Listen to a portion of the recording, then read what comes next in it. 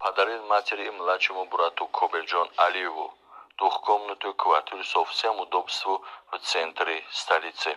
В то же время отечественник предприниматель Умар Алиматов обеспечивал скорбящую мать постоянное рабочее место с размером платы в раз $1000, чтобы мать и ребенок больше не уезжали на трудовую миграцию. раиси шаҳри душанбе рустами эмомалӣ бо модару додари қобилҷон алиев аз маркази пойтахт хонаи дуҳуҷрага бо тамоми шароит тӯҳфа кард.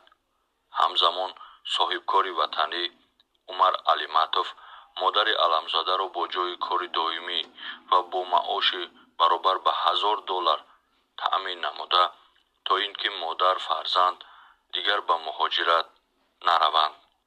мо мардуми шарифи тоҷикистон аз роҳбарияти ҳукумати ҷумҳурии тоҷикистон ва соҳибкори ватанӣ барои дилсӯзӣ ва ғамхорӣ ба модари ғамзада ки дасти меҳрубонӣ карданд изҳори сипосу миннатдорӣ менамоем. имрӯзҳо дар тамоми дунё мо тоҷикон тавонистем ки иттифоқ будани худро нишон диҳем.